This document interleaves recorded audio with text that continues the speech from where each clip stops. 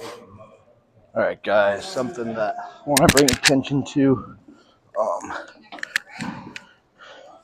When you use machines, there's no reason to cheat yourself and try to force any crazy weights. Obviously, the weights will come eventually, and you want a progressive overload, but the main goal, because you're given the ability to utilize something on a track, is you can use a full range of motion. So don't cheat yourself. Get the full stretch at the bottom portion, which is shown to be the most beneficial, especially on leg movements, because it makes sure every part of the quad gets hit, right? So this is going to be key to growing the entire quad muscle. All the way down, you gotta stretch, press up.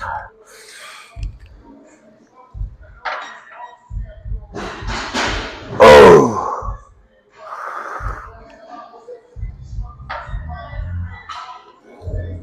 Oh!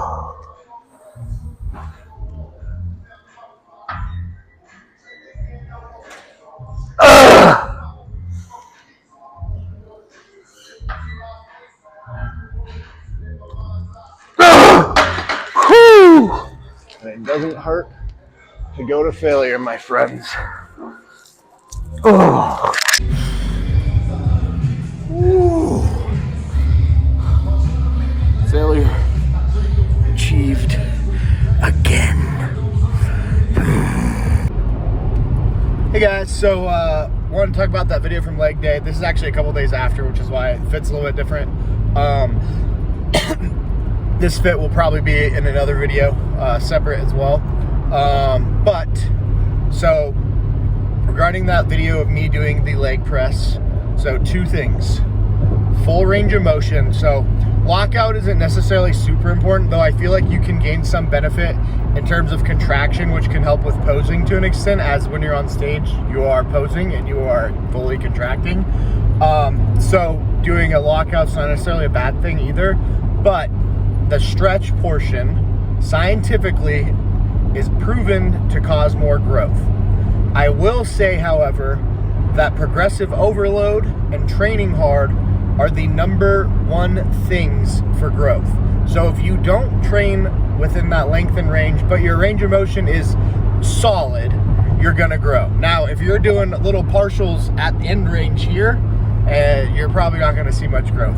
But if you're getting hamstring touching the calves, but you're not totally getting that total stretch in the bottom, you're probably seeing some level of growth. But you could milk out a little bit more if you really get that stretch, right?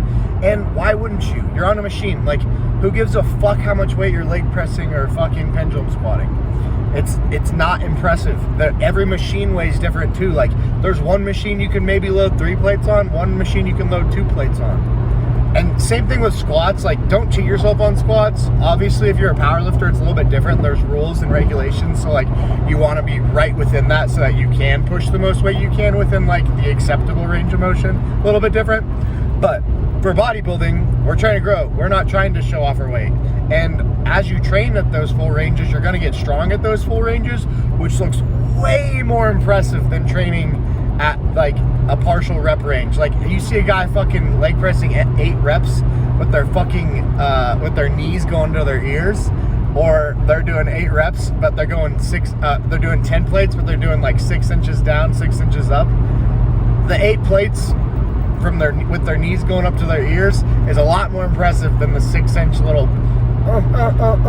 air humping going on. But that's that. And then training to failure. Okay, you do not have to train to failure.